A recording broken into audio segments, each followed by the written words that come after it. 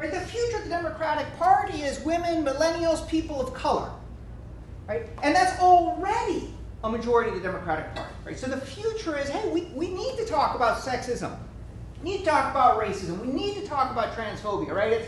This is who we are as a Democratic Party already. This is who we are as a country. What else is being said on that for this argument? It's not a hand here.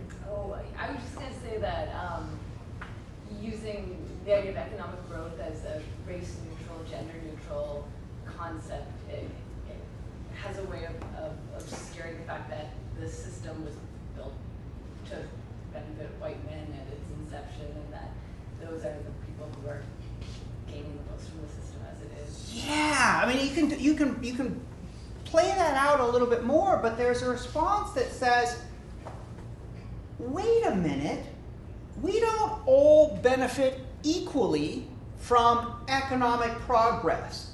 Maybe a rising tide lifts all boats, but it lifts big ships faster than it lifts people who are on rickety old rafts.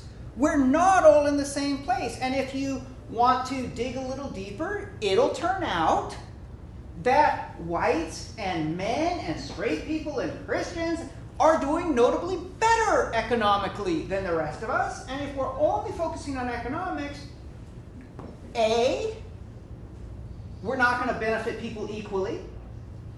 B, we're never going to solve the way in which communities of color are systematically impoverished.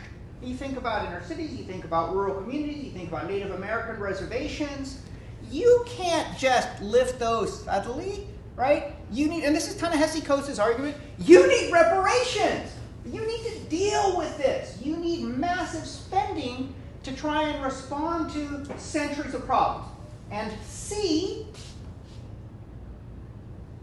when you think about racism or sexism or homophobia, is it all going to be solved if everybody gets a job? Like, you all are pretty privileged. Those of you who are people of color, women, minorities of some sort, you feel like, hey, your economic privilege is all that was needed? I'm seeing like some very tentative. What's this point? It's a super important point. So my guess is that you're bringing up issues of intersectionality. So the idea that different forms of oppression overlap and interact in more complex ways. So just by solving one of them, you are not erasing the others. Yes, it's partly about intersectionality, but I'm really driving at a slightly different point. Different forms of social hierarchy have economic repercussions and can be addressed through economics. But social hierarchy isn't just economics. A lot of it is flat out degradation and dehumanization. I can have lots of money and still have someone refuse to bake a cake for my wedding, still have someone use racial slurs, still have someone call into question whether I'm really an American because of where my parents are from, right? And all of these things, or think about police violence. It's not like police violence and black people is like only poor black people. And if they just had more money, they'd be safe from police violence. That's not how this works. In fact, when you look at the African American community and you say, you survey the African American community and you ask, how many of you have experienced racial discrimination?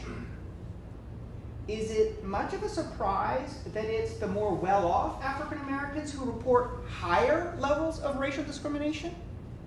The less well-off are moving in communities that are highly segregated. And they may be suffering discrimination, they are suffering discrimination on a sort of a structural level, but interpersonally, they don't even meet white people. But when you're better off, you're in integrated spaces.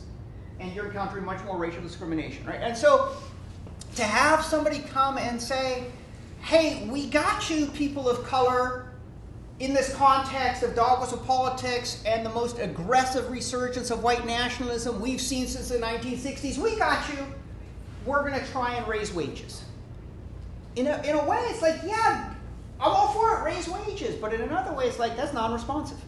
You're not talking about what's actually happening in my life or my community, right? And so there's this, yeah, the economics isn't quite getting it.